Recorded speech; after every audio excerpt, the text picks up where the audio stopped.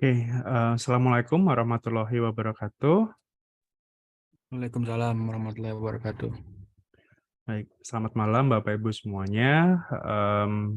Kembali lagi hadir dalam brevet pajak dan materi hari ini atau kali ini adalah terkait dengan praktek pengisian SPT tahunan untuk PPh orang pribadi. Kalau kemarin kita sudah membahas teori sekaligus cara menghitungnya selama 5 sesi mulai dari subjek, objek, kemudian cara menghitung, entah itu menggunakan norma, entah itu menggunakan pembukuan, atau dia UMKM, atau misalkan suami istri yang memiliki masing-masing penghasilan. Nah, kali ini kita akan membahas mengenai studi kasus PPh orang pribadi, sekaligus nanti data itu akan kita masukkan ke dalam SPT tahunannya, seperti itu.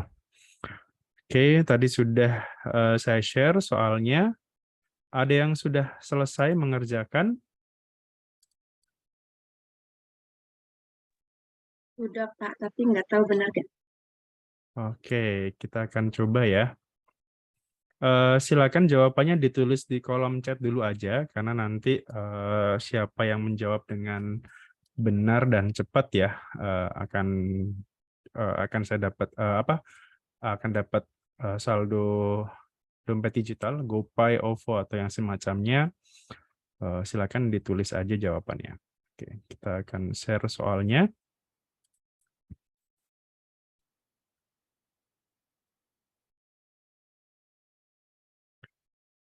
Oke.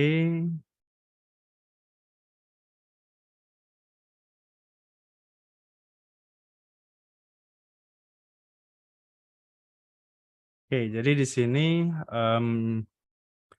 Bapak Wisnu Wijaya berusia 45 tahun, adalah seorang apoteker ternama di Indonesia dengan data diri sebagai berikut. Alamatnya di Jalan Hayam Wuruk, Jakarta, kemudian NPWP-nya adalah sekian, nomor teleponnya sekian, dan ini adalah data keluarganya. Burhan Budiono, ayah kandung, statusnya tidak bekerja, kemudian ada Dewi Dewantara, istrinya, statusnya adalah pegawai swasta dan penulis. Kemudian ada Lesti Lestari, adik kandung, usahanya adalah wedding organizer. Kemudian Dimas Dirgantara dan Bondan Bimantara itu adalah anaknya masing-masing. Dan Windah Wiyangga itu adalah anak kandung tapi anak angkat tapi sudah sah ya, seperti itu. Oke, kurang lebih itu untuk data keluarganya. Kemudian di sini ada data penghasilannya dari apoteker jadi dia sebagai jasa apotekernya ya. Jadi dia bukan pegawai di apotek tersebut. Jadi dia semacam ya kayak dokter gitu ya, dokter yang bekerja di rumah sakit, tapi ini adalah apoteker yang bekerja di apotek, seperti itu. Nah, kurang lebih selama 12 bulan dia menerima penghasilan sekian. Seperti ini penghasilannya, kemudian sudah dipotong ini ya PPh pasal 21 dari penghasilan yang berkesinambungan gitu ya. Bukan pegawai tapi menerima penghasilan yang berkesinambungan. Artinya di sini sudah dipotong dia berada di 2 lapisan tarif 5%, kemudian di bulan Juni dia sudah berada di lapisan kedua. Total yang dipotong PPh pasal 21-nya adalah sebesar 15 juta, segini ya kurang lebih. Kemudian ini adalah mobil apotek berbentuk PT dengan nama Pratama Medika. Sepanjang tahun 2022 apotek tersebut mendapatkan penghasilan bruto sebesar 600 juta. Kemudian nomor 3 mendapatkan penghasilan sebesar 60 juta sebagai narasumber dan konsultan kesehatan dalam seminar menjaga badan tetap fit di kala pensiun yang diselenggarakan oleh dana pensiun Pertamina, dan atas penghasilan tersebut itu sudah dipotong PPh pasal 21. Di samping itu istrinya Dewi Dewantara tadi bekerja sebagai karyawan di Bank Keramat dan mendapatkan penghasilan berupa gaji dan tunjangan yang berdasarkan A1 yang diterima itu adalah sebesar 250 juta brutonya, kemudian PPh yang dipotong adalah sebesar 22.500.000 rupiah di sini.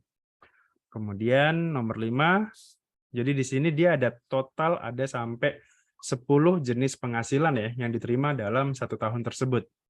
Yang nomor 5 dia mendapatkan royalti sebesar 60 juta atas penerbitan sang buku. Jadi tadi kan istrinya selain sebagai karyawan bank dia juga seorang penulis buku ya. Nah, dia juga menerbitkan buku, kemudian selama setahun kemarin dia mendapatkan royalti sebesar 60 juta rupiah. Dan royalti ini juga sudah dipotong PPh pasal 23, kemudian mendapatkan dividen sebesar 5 juta atas pernyataan saham di PT Pratama Medika, dan atas dividen tersebut itu digunakan untuk liburan bersama keluarganya. Artinya itu tidak diinvestasikan ya, jadi digunakan untuk tujuan konsumsi situ. Kemudian nomor 7, dia punya ruko di Jalan Gajah Mada dan dia sewakan ruko tersebut setahunnya itu adalah 100 juta rupiah dan sudah dipotong PPh final sebesar 10 juta. Kemudian mendapatkan bunga deposito sebesar 10 juta dari Bank BNI telah dipotong pajak sebesar 20%. Kemudian nomor 9, menjual kendaraan berupa sedan kepada temannya dengan harga jual sebesar 350 juta, sementara nilai buku kendaraan tersebut ternyata adalah hanya sebesar 250 juta. Kemudian yang terakhir, mendapatkan warisan dari Bapak Burhan Budiono yang telah meninggal pada tanggal 31 Maret 2022 berupa tanah dengan nilai 2 miliar di sini. Kemudian keterangan tambahannya, bukti potong pasal 21 dari Apotik Mitra Medika tadi ya sebesar 15 juta sekian ini, angsuran pasal 25 itu sebesar 2 juta saja per bulan. Kemudian dalam menghitung PPh, istri tidak menghendaki hak dan kewajiban perpajakannya dihitung secara terpisah, artinya dia NPWP istri ini gabung dengan suaminya. Jadi NPWP istri dihapuskan ya kalau misalkan sebelumnya punya NPWP, kemudian penghasilannya nanti juga akan digabung ke suaminya, seperti itu. Dalam menghitung pajaknya, Wisnu Wijaya tidak melakukan pembukuan, melainkan hanya melakukan pencatatan. Nah, normanya sendiri itu sudah sesuai, dia sudah melaporkan penggunaan normanya itu ke DJP pada tanggal 14 Februari 2022 gitu. Nah, kita nantinya akan menggunakan norma sesuai dengan aturan di Per 17 tahun 2015 di sini. Nah, kemudian di samping itu untuk melengkapi data-data di SPT tahunannya itu hartanya berupa rumah tinggal, mobil, emas, ruko, deposito, dan tanah warisan. Kemudian dari sisi kewajiban atau hutangnya itu ada dari Bank Mandiri, kartu kredit, dan juga auto finance di sini. Nah, kemudian yang jadi pertanyaannya di sini ada 5 atau paling tidak 4 ya di sini karena 5 nanti adalah pengisiannya. Nomor 1 adalah berapa PTKP 2022 untuk Bapak Wisnu Wijaya, kemudian berapa PPh terutang untuk tahun 2022, kemudian berapa PPh kurang atau lebih bayar untuk tahun 2022, dan yang terakhir adalah berapa angsuran pasal 25 tahun berikutnya. Kemudian nanti itu data itu akan kita masukkan ke dalam SPT tahunan seperti itu. Oke, jadi kurang lebih seperti itu pertanyaannya. Jadi berlapis ya sebenarnya. Jadi kalau dari nomor 1 sudah benar, nomor 2, nomor 3, nomor 4 itu nanti akan merembet gitu ya. Gitu. Tapi kalau misalkan nomor 1-nya sudah salah, otomatis sampai 2, 3, 4-nya pun pasti akan salah seperti itu. Jadi kuncinya itu pertama di nomor 1, kemudian nanti nomor 2, 3, dan 4 gitu. Jadi langkah terakhir itu adalah nomor 4 seperti itu. Oke, di sini sudah ada yang menjawab. Sudah banyak yang menjawab, mulai dari Ibu Susi, kemudian Ibu Teresia, kemudian Bapak Asnawi, Ibu Teresia lagi, Ibu Susi juga nomor 1, nomor 3 KB, nomor 4. Oke, jadi sampai 4 ya nomor ini. Oke, Bapak libur cuma 1. Oke, nggak apa-apa. Oke, kita akan bahas ya Setelah ini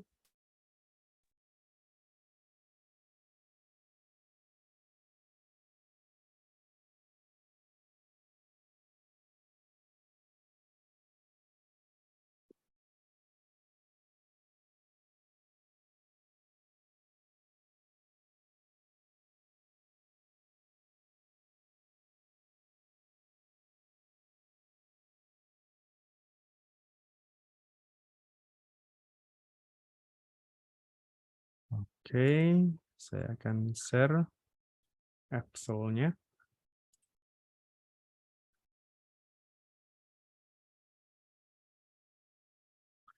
Oke, tadi adalah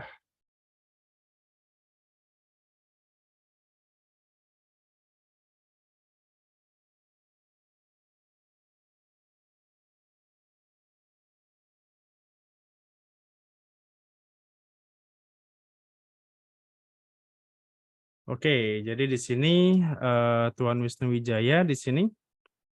Nah, pertama adalah yang harus kita lakukan adalah kita harus breakdown itu ya. Tadi kan ada sekitar 10 jenis penghasilan gitu ya. Jadi bisa jadi kalau orang pribadi itu bisa jadi memang banyak jenis-jenis penghasilannya ya. Karena kan kemarin pada saat kita membahas PPh orang pribadi kan ada yang namanya penghasilan itu bersumber dari kegiatan usaha, dari pekerjaan bebas, dari modal, dari lain-lain misalkan gitu. Itu kita breakdown seperti itu. Kemudian setelah itu, setelah kita breakdown tadi ada 10 penghasilan tadi, kita harus breakdown lagi. Penghasilan itu kan berdasarkan jenisnya. Ada yang penghasilan bukan objek pajak, dan objek pajak yang bersifat final. Gitu. Jadi pertama kita harus lakukan itu dulu.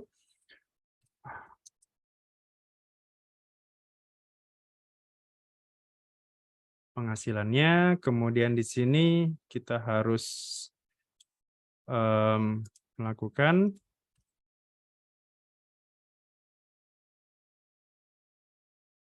ini namanya sumber ya.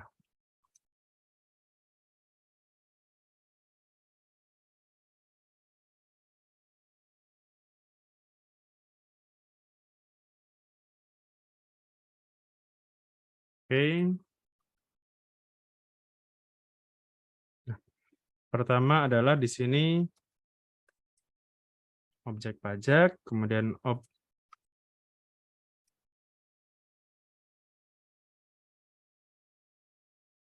final dan bukan.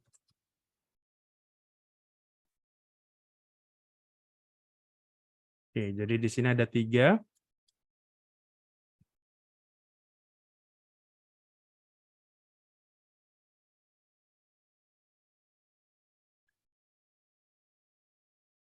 Oke.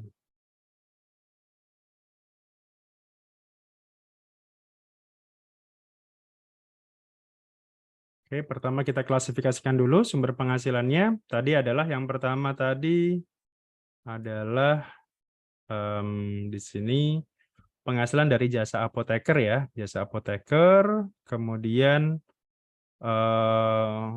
apotek dari PT. Oke, kita cek di sini.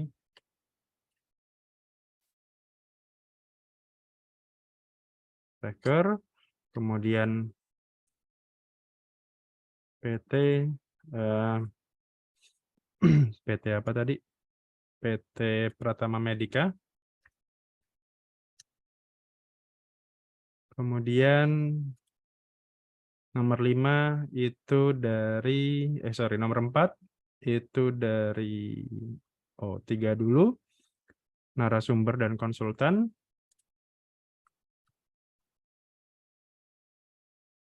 Kemudian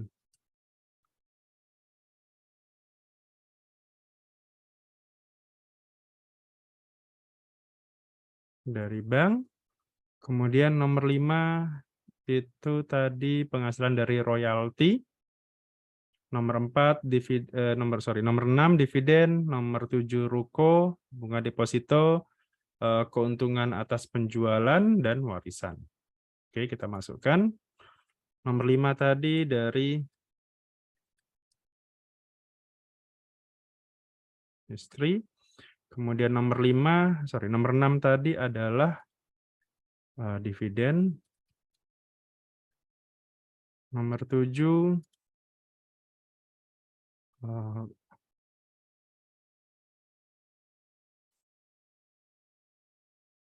Buko. Posito. Kemudian nomor 9 penjualan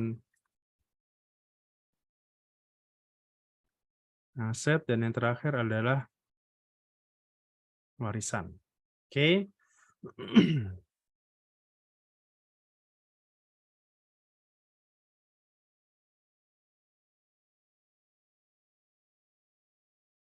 Oke.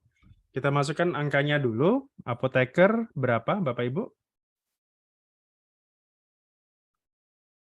292.879.800 bruttonya. 292 879 879 800 rupiah. 800. Oke. Kemudian apotik berapa, Bapak? 600 juta. 600 juta. Oke. Konsultan kesehatan? Konsultan 60 kesehatan juta. narasumber 60 juta. Oke. Kemudian penghasilan istri bruto berapa? 22.500.000. 250 juta. 250. Oke. Royalti berapa? 60 juta. Oke. Dividen? 5 juta. 5 juta. Oke. Sewa ruko? 100 juta. 100. Oke. Bunga deposito? 10 juta. 10 juta. Penjualan aset? 350 juta. Sorry, ini penjualan Reevaluasinya apa yang gimana? penjualan. Reevaluasi. Bukan. Kalau keuntungan itu artinya 100. berarti 100 juta. nilai harga jual Reevaluasi. dikurangi nilai pokok ya, nilai apa? Nilai buku. Maaf. Berarti 300 100 juta, Pak. dikurangi nilai bukunya berapa? 250. 250. Oke, 100 juta. Warisan ada berapa? 200 miliar. 2 miliar, sorry. Oke, 2 miliar. Nah, kita total coba berapa total pendapatan dia ya selama setahun. Luar biasa banyak berarti ini. Sultan ini. Oke, ada 3 miliar ya. 879. Oke. 800. Segini ya total brutonya Bruto. dia selama 1 tahun. Oke. Nah, dari sini dari 10 ini kita harus breakdown kira-kira mana yang nanti akan dikenakan objek, dikenakan PPh orang pribadi, objek PPh. Mana yang dikenakan final dan mana yang bukan objek gitu ya. Kita harus centang masing-masing. Yang pertama apoteker masuk ke kolom mana? OP pertama, objek PPOP, Pak. Oke, kita masukkan ke sini. Kemudian apotik PT Pratama Medika kita masukkan ke mana? Itu OP juga, Pak. Objek pajak. Final apa ya? Final kayaknya ada dividen. Apotik PT Pratama, ya? Non-objek pajak. Non-objek. Masukkan ini apotik Pratama. Ini kalau dia PT itu kan anggap aja karena omsetnya masih di bawah 4,8 miliar, artinya PT ini ya sebenarnya masuknya di PP 23 ya atau PPh UMKM ya gitu. Jadi ini nggak kita masukkan sebagai penghasilan dia gitu karena ini masuknya di penghasilan Jebakan Batman. penghasilan apa namanya? Penghasilan penghasilan dari PT tersebut ya. Gitu. Iya, bukan pribadi juga ya, Pak ya. Oke. Kemudian konsultan kesehatan. Staf kesehatan OP. Oke, OP. Penghasilan istri. Tabungan non-objek, Pak. Non-objek atau Ya, objek? non-objek.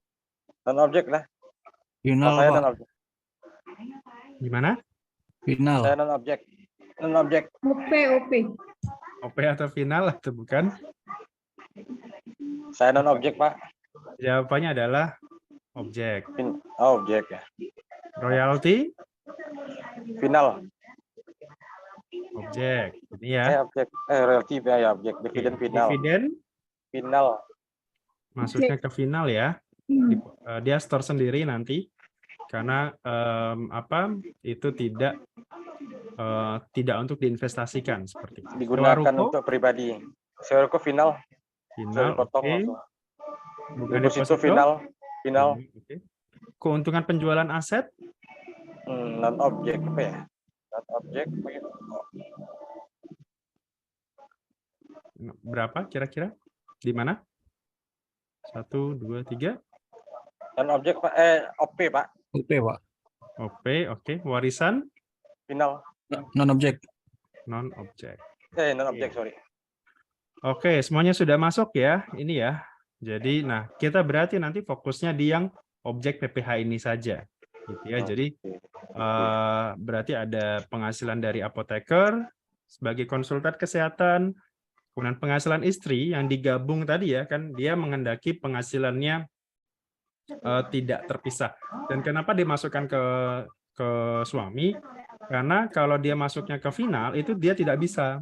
Kenapa? Karena dia memiliki penghasilan lain gitu. Jadi kan kemarin syaratnya istri itu dimasukkan ke penghasilan final adalah syaratnya 2 ya. Penghasilannya itu hanya bersumber dari satu sumber gitu ya. Penghasilannya hanya dari satu sumber dan tidak berhubungan dengan suami. Nah, ini kan kebetulan istrinya pegawai bank. Oke, satu sumber, tapi di luar itu ternyata dia juga punya penghasilan lain sebagai penulis. Dia punya royalti di situ. Makanya klausul di PPH finalnya tidak terpenuhi. Makanya dia tetap harus masuk di PPH orang pribadinya suami gitu ya. Jadi nanti akan digabung penghasilan suami dan penghasilan istrinya nanti. Nah, termasuk juga royalti tadi ya gitu. Kemudian keuntungan penjualan aset ini sama seperti kayak sewa, dapat hadiah gitu ya. Jadi penghasilan istilahnya penghasilan di luar kegiatan usahanya gitu ya, penghasilan lain-lain gitu atau penghasilan bersifat dari modal seperti itu. Nah, berarti kita masukkan masing-masing ini. Nah, setelah ini berarti kita breakdown lagi. Yang pertama penghasilan dari pekerjaan bebas. Oke. Breakdown pertama penghasilan dari pekerjaan bebas berarti yang tadi ya, yang apoteker tadi ya. Apoteker itu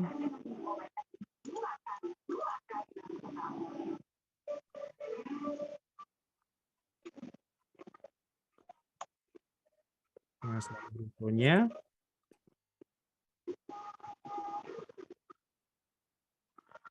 apoteker ini ya. Sini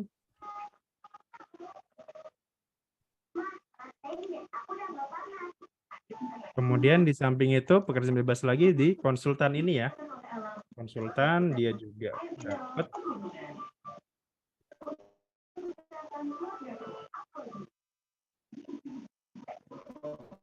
Oke, nah ini brutonya dia.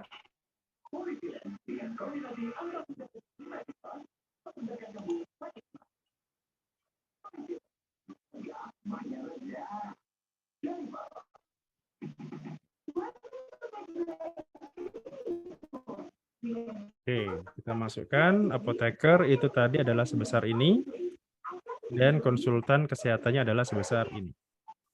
Oke. Nah, kemudian yang harus kita cari tahu dulu adalah normanya berapa. Ya, normanya. Nah, sengaja saya tidak kasih tahu soal, jadi biar ini interpretasi masing-masing peserta di sini, kira-kira apoteker dan konsultan kesehatan ini dia normanya berapa gitu ya. Karena ini juga jadi apa istilahnya bisa jadi nanti akan sengketa juga dengan petugas pajak gitu ya. Menurut saya apoteker ini normanya sekian Pak, dasarnya ada di sini. Tapi mungkin menurut sama DJP, oh harusnya pakai normanya seperti ini gitu ya, karena memang masih ada dispute juga seperti itu. Nah, kita cek di sini di lampiran per 17 ya di sini. Lampiran per 17 2015 lampiran 1 ya khususnya itu adalah untuk mencari kira-kira yang paling mendekati gitu ya. Kalau udah jelas-jelas misalkan kayak dokter gitu enak gitu. Dokter misalkan Di sini jelas praktek dokter umum itu ya 50%. Atau misalkan notaris misalkan.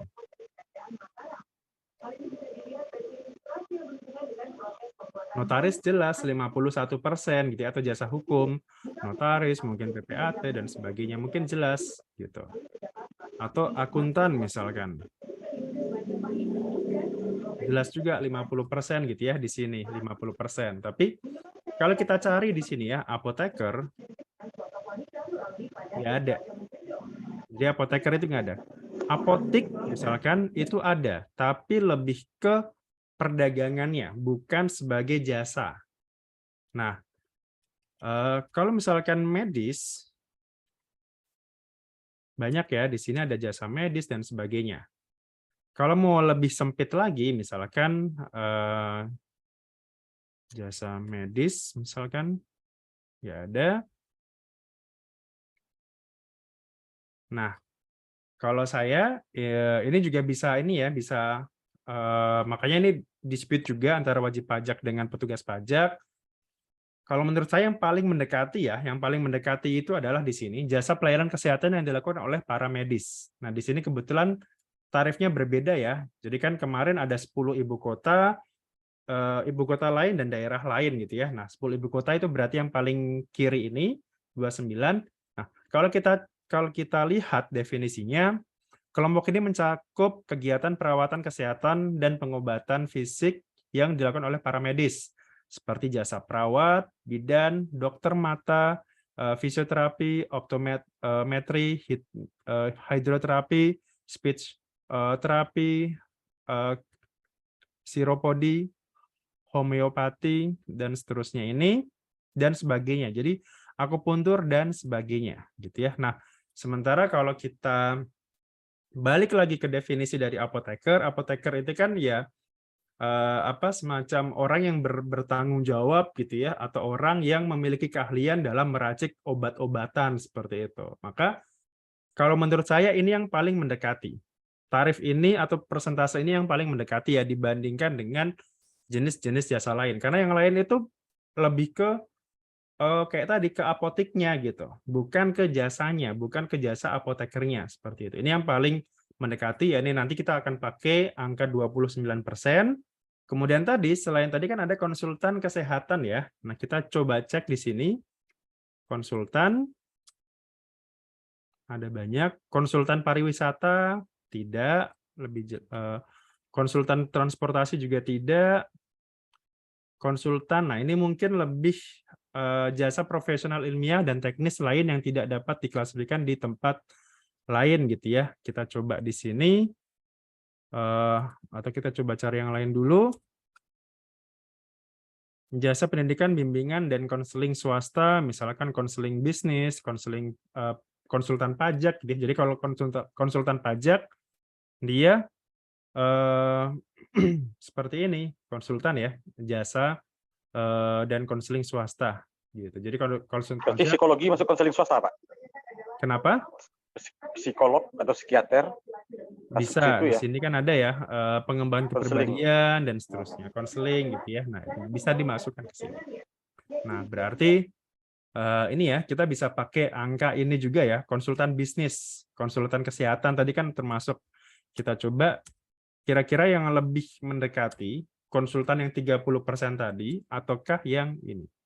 Jasa profesional, ilmiah, dan teknis lain yang tidak dapat diklasifikasikan di tempat lain. Nah, ini juga tadi ya, istilahnya debatable juga ya, seperti itu. Kelompok ini mencakup usaha jasa profesional, ilmiah, dan teknis lainnya yang tidak diklasifikasikan di tempat lain. Jadi istilahnya ini sapu jagatnya gitu ya.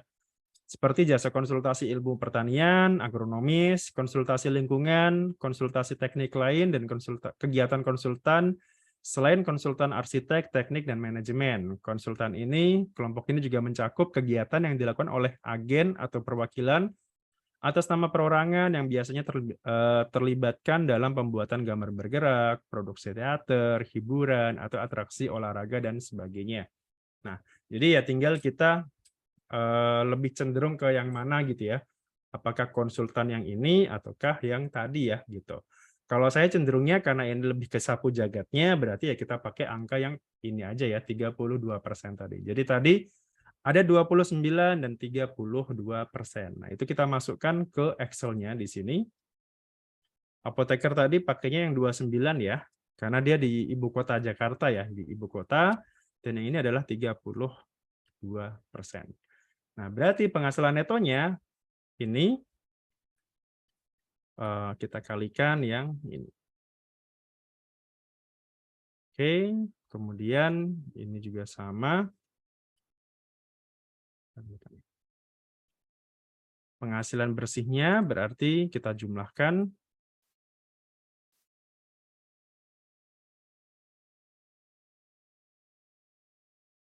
Oke.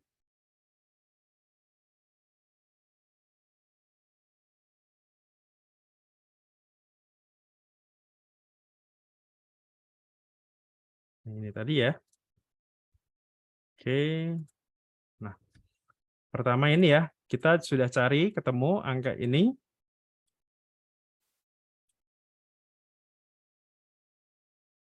Oke, kemudian setelah itu ini kan dari pekerjaan bebas ya. Nah, kita cari yang lain lagi dari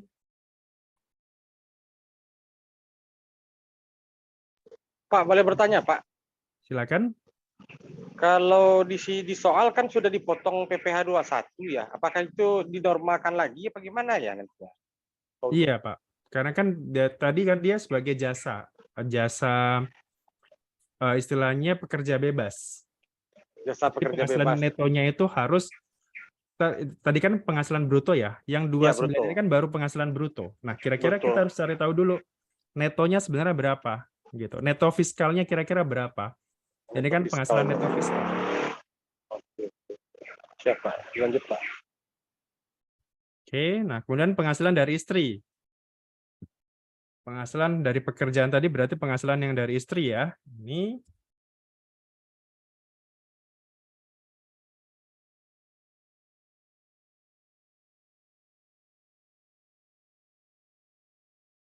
penghasilan brutonya adalah sebesar ini. Nah, kemudian penghasilan dari pekerjaan ini perlu nggak dikasih norma? Nggak ya, karena dia sifatnya adalah pekerja gitu ya. Jadi tidak kita pakai norma.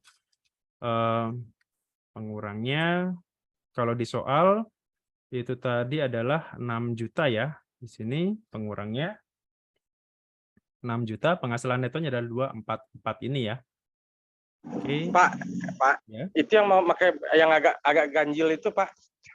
Kan kayak istri tadi kan dia pekerja ya, nggak pakai norma ya. Kalau di apoteker itu kan dia kan 21 PPh 21, berarti kan dia dipotong tiap bulan kan, kayak pekerja gitu.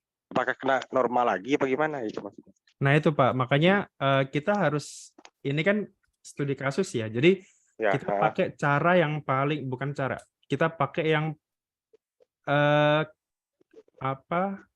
jadi ada kalau apoteker itu kan kalau dia pegawai ya sudah berarti ya dari pekerjaan gitu. Jadi ini cara yang paling sulitnya lah gitu. Jadi saya ya pakai betul. cara yang paling sulitnya gitu. Ya, Kalau oke. cara yang paling gampang ya memang ini sudah dipotong dari pasal 21. Tapi kan pemotongannya itu bukan sebagai karyawan, Pak, tapi sebagai bukan pegawai.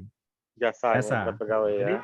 cara seperti ini itu bisa kita penghitungannya ya. Penghitungan seperti ini itu bisa kita lakukan sama persis apabila seorang dokter, seorang notaris, pengacara, konsultan itu sama persis.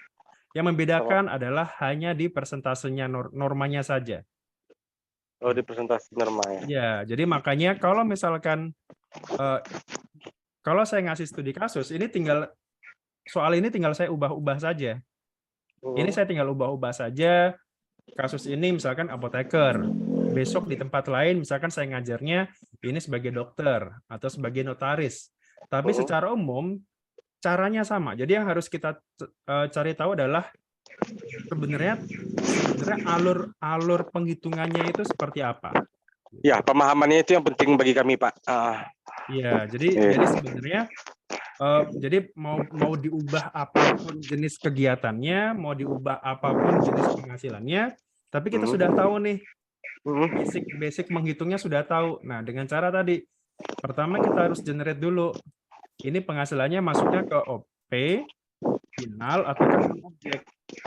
Kalau sudah, maka langkah berikutnya adalah kita harus penghasilan dari sumbernya tadi.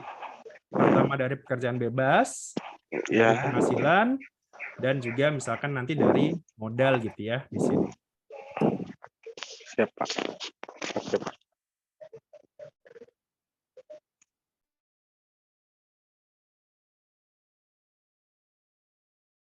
Nah, penghasilan dari modal atau lainnya tadi kan berarti tinggal royalti dan keuntungan penjualan aset ya di sini. Royalti dan keuntungan. Kalau ini langsung saja ya, angkanya ini sudah langsung dianggap bruto itu sama dengan neto, jadi sama dengan penghasilan kena pajaknya. Royalti berarti ini 60 dan aset tadi adalah 100. Oke, jumlahnya ini berarti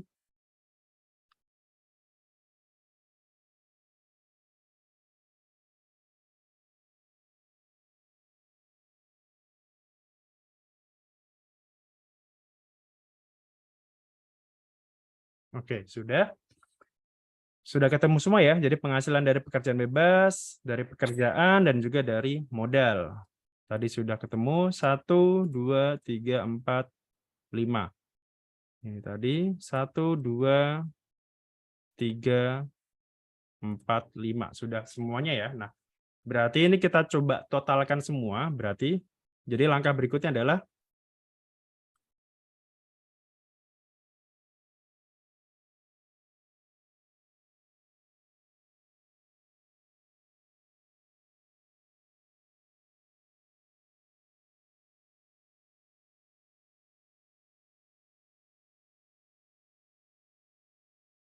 oke, seperti ini. Nah, ini berarti tinggal kita masukkan ada 1, kemudian ada 2, dan ada nomor 3 di sini. Nah, kita masukkan di sini semuanya angkanya.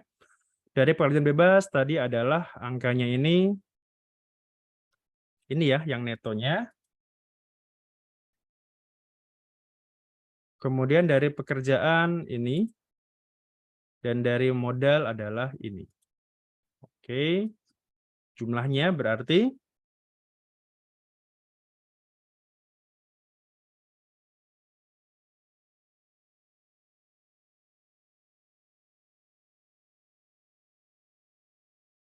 ini adalah penghasilan dalam negeri ya, penghasilan neto dalam negeri.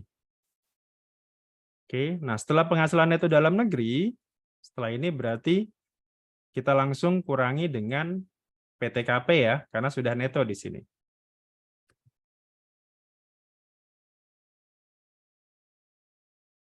Nah, ini adalah jawaban pertamanya. Nah, PTKP-nya berarti apa statusnya Bapak Ibu? K3. K? 3. KI 3. KI 3, Pak. KI 3. Nah, 3-nya ini 126 siapa juta. aja? Anak-anaknya, Pak.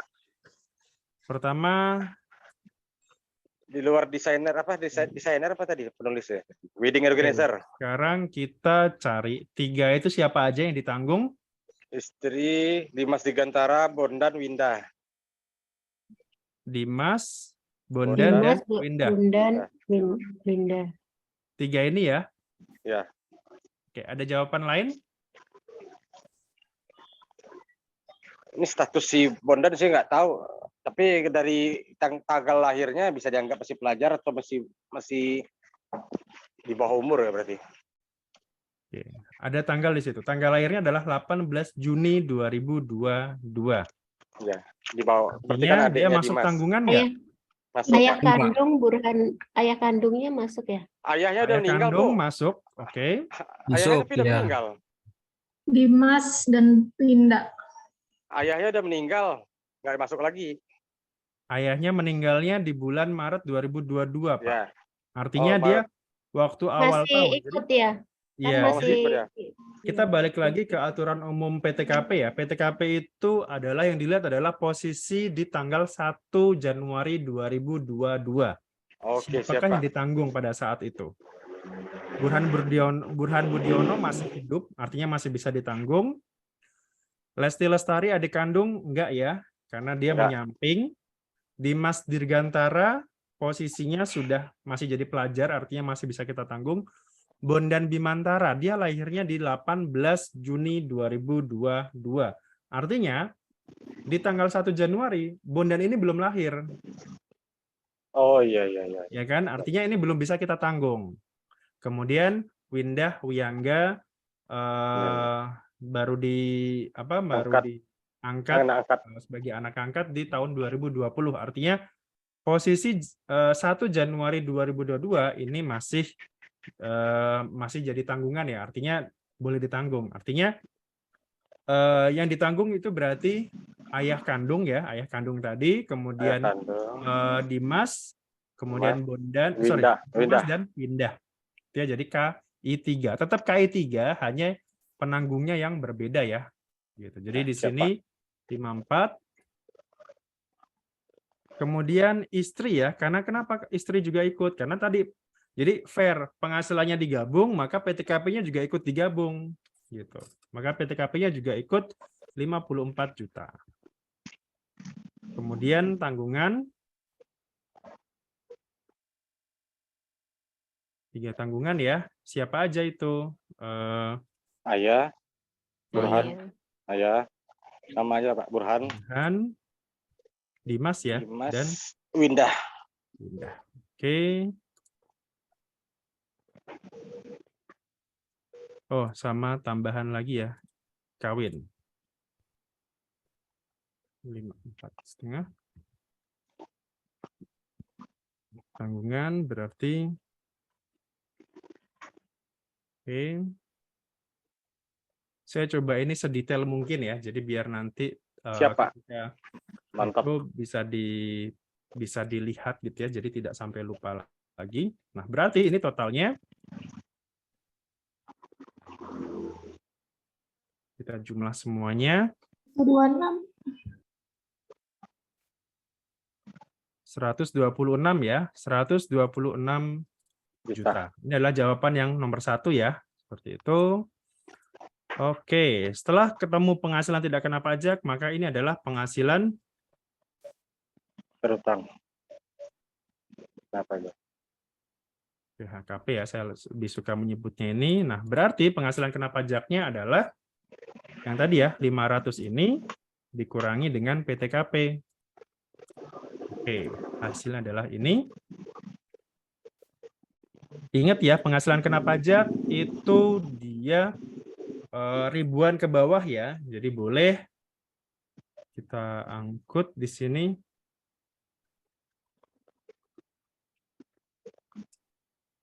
Pakai round down, jadi ribuan ke bawah. Minus 3. Oke, jadi cuman segini ya, karena ribuannya tadi hilang. Jadi yang 14 ininya hilang jadinya nanti. Oke, berarti PPh terutang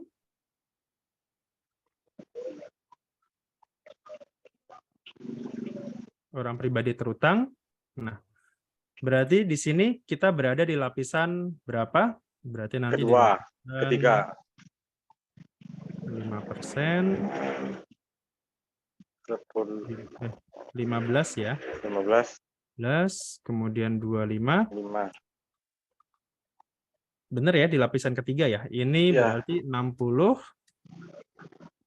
Oke, kemudian 190. 190. Kemudian Sisanya ini sisanya ya. 80. 80 juta. Oke, ini kita kalikan.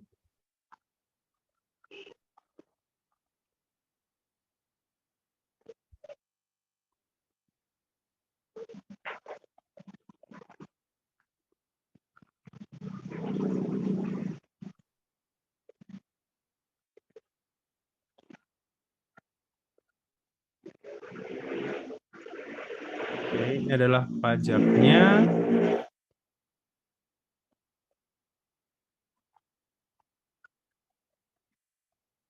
Cara cepatnya berarti ini kita 36. kalikan 25 dikurangi 31 ya. 31. Oke, sama hasilnya. Jadi mau cara ini, jadi yang penting ini kita harus tahu dulu, jadi sebelum cara cepat gitu ya. Oke, ini adalah PPh terutangnya. Setelah itu PPh terutang ketemu PPh, ketemu kredit pajak ya. Nah, kredit pajaknya tadi ada 21. pasal 21.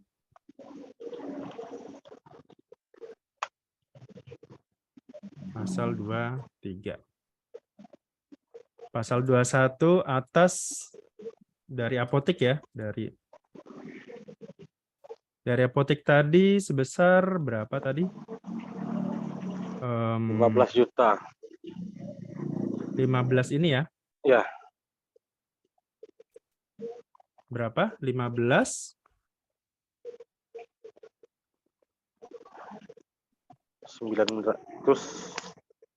15, 965, 985. 965, 65, 985. 985. Oke. Selain itu ada juga dari yang tadi ya, PPh pasal Istri. 21 Istri. 17 21A1 ya. Berapa? 22.500 ya kalau nggak salah ya. 22.500 yang istri. Kan 22.500 yang tadi ya, yang ini. Oke, kita cek lagi ada pasal 21 lain tidak. Seminar. Oke, dari seminar ini ya. Penghasilan 60 juta yang dipotong seminar. Oke, kita cek.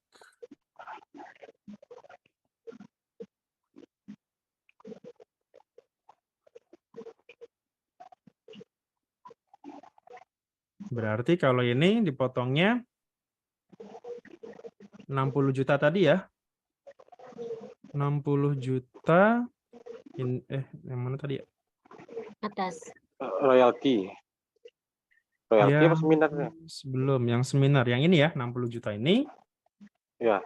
Kita bagi 2 ya, karena kan pasal 21 kita kalikan setengahnya kan, kita kalikan 50% baru dikalikan pasal 17. Kan 60 dikali berapa? Setengah, nah 30 juta ya, 30 juta dikalikan berarti 5% berarti. 5% tahu ya dari, ya karena masih di bawah 60 juta gitu. Jadi di sini karena di bawah 60 juta, tarifnya adalah 5%. Oke, pasal 21 ada lagi, kita cek lagi ya. Oke, ini enggak ya, karena apotek ini nanti laporannya di PPh badannya dia ya, PPh badan. Terpisah ya Pak? Kita nggak masukkan ini semuanya. Kemudian, oke, ini sudah potong 4, oke. Udah habis ya, sekarang tinggal yang pasal 23. Royalti. Royalti berapa Bapak Ibu? Royaltinya? 60 juta. 60 juta royalti tadi. Dari 15%. Berapa tarifnya? 10% pas 16%, 15% ya? 15 ya kalau pasal 15 ya. pasal 23 ya, 15 atau 2%, tarifnya cuma 2 itu. Oke. Royalti sudah, kita cek lagi ada lagi enggak? Royalti sudah, dividen enggak ya karena itu PPh final, roko tidak, deposito tidak, penjualan udah habis. Yang penjualan ini gimana Pak? Maksudnya Pak? Penjualan ini nanti dia nggak ada kredit pajaknya. Karena sudah masukkan di sini kan gitu. Dari situ ya. Oke. Oke, kita jumlahkan semuanya berarti ini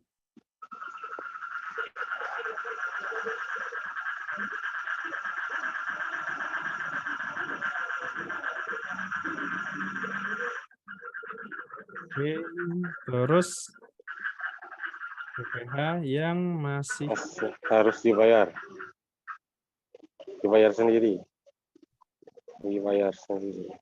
berarti ini ya, Ya, lah dikurangi dengan yang 48 sekian.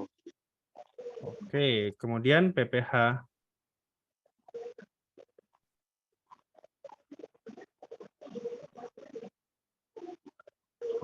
atau lebih bayarnya berarti sorry kok lebih bayar sih. Ada Angsuran dulu angsuran nggak, pasal Pak? 25 ya. Ada. Angsurannya dulu, Pak. 24 juta 1 tahun. Angsuran pasal 25. Per bulannya berapa? 2 juta. 2 juta. 2 juta ya. Oke, 2 juta. Ini tadi ya, 2 juta ya. Oke, 2 juta. 2 juta berarti ya lebih bayar ya. Oh, 2 juta Oke. dikali 24 juta. Oh, lebih bayar malah ternyata. kayak 28. Oke. Saya nggak expect ternyata lebih bayar. Nah, berarti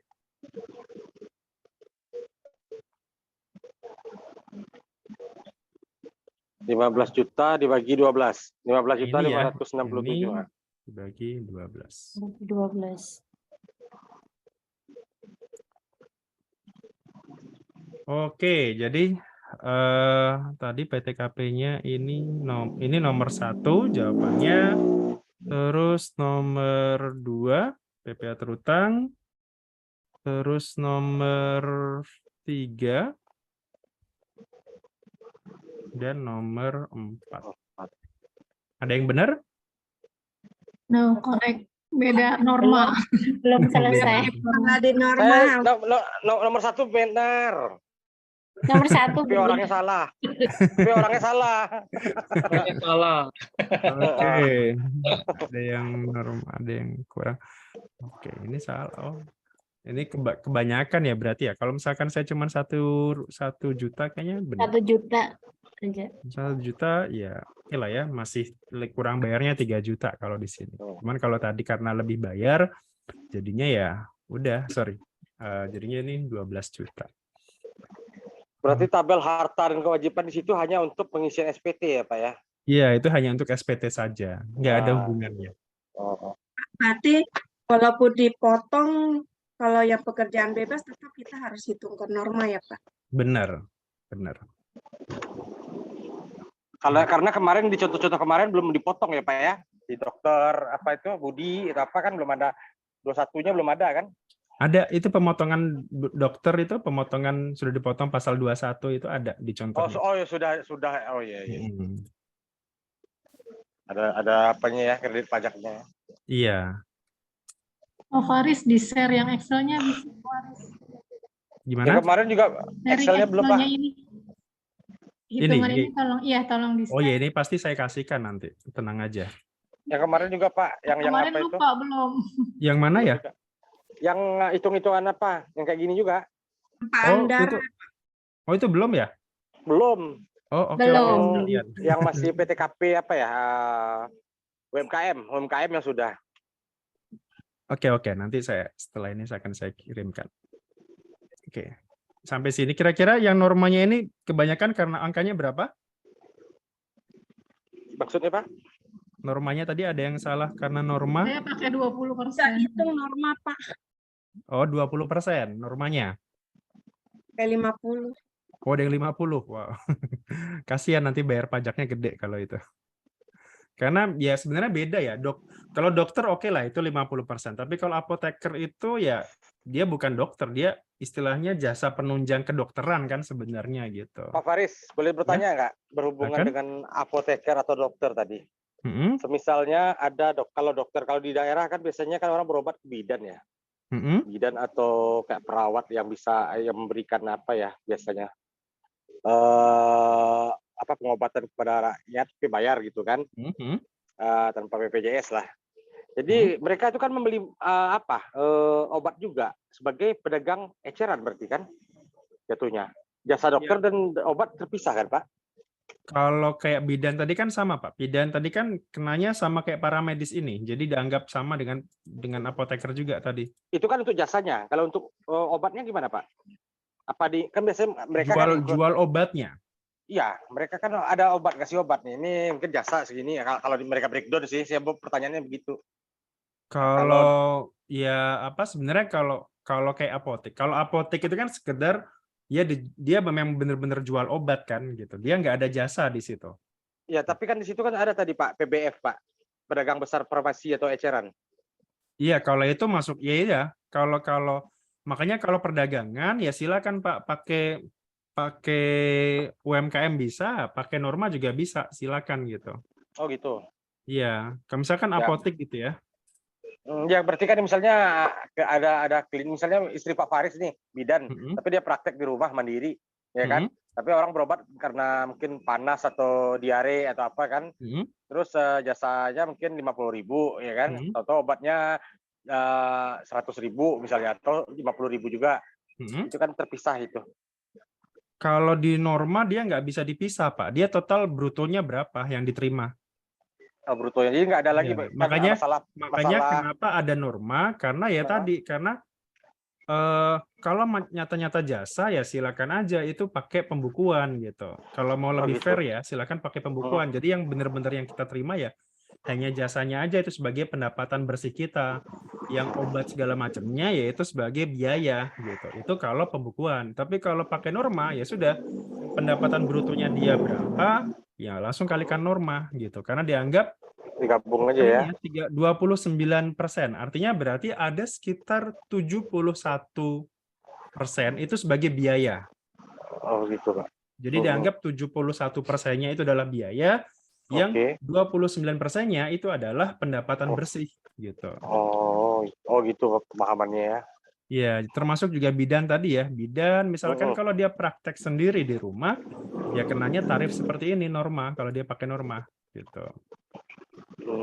Tapi kalau misalkan bidan tersebut dia punya apotik, nah apotiknya sendiri ya, penghasilan dari apotik itu silakan dikenakan PPh final 0,5%. Tapi atas jasa yang dia berikan, misalkan jasa lahiran, jasa pengobatan segala macam kan pasti ibu-ibu ini atau orang-orang ini kan pasti bayar ke dia kan, pasien ini ya. Itu kenanya yang norma gitu. Makanya perbedaannya seperti itu ya. Jadi sama seperti apoteker juga. Kalau dia apoteker sekaligus pemilik gitu ya, apoteker sekaligus pemilik, ya kalau apoteknya sendiri ya silakan itu bisa dikenakan PPh final 0,5% gitu. Kalau dia apoteknya ya gitu. Tapi Apoteknya kalau aja dia kan? sebagai apoteker dia mendapatkan jasa dipotong PPh pasal 21 ya kenanya PPh orang pribadi seperti ini, norma seperti ini, Pak. Baik, Pak. Paham, Pak. Oke, ada yang lain silakan. Tapi bisa dilihat sebentar Pak, apa yang pedagang besar farmasi itu apa ya headernya? Farmasi. Ya, farmasi tadi. Saya sempat kelihatan dikit tadi. Pedagang besar farmasi itu ya berarti kayak contohnya apa ya? Kayak Kimia Farma. Terus. Tapi ada kata eceran di situ Pak tadi, kalau nggak salah. Kalau ada pedagang, jadi ada pedagang besar, ada pedagang eceran. Jadi kalau pedagang eceran mungkin ya apotek itu ya. Ini berarti kayak kelompok ini mencakup pedagang besar untuk keperluan rumah tangga seperti obat-obatan. Ini berarti kayak Kimia Farma gitu. Yang produknya ya. Produsen ya. Produsennya. Ya, tapi kalau misalkan pedagang eceran itu berarti yang apoteknya. Sip. Nah, ini pedagang eceran barang farmasi di apotek. Itu dia. Itu dia. Yang dia pakai 30%. Gitu. Berarti itu enggak, kalau di bidan itu berarti tetap satu include ya tadi ya, jasanya aja ya, mau kasih obat ya. Enggak dihitung lagi, kecuali dia ada klinik pemisahan apoteknya gitu ya. Dia menjual obat itu. Oke, baik, paham Pak. Oke. Sudah.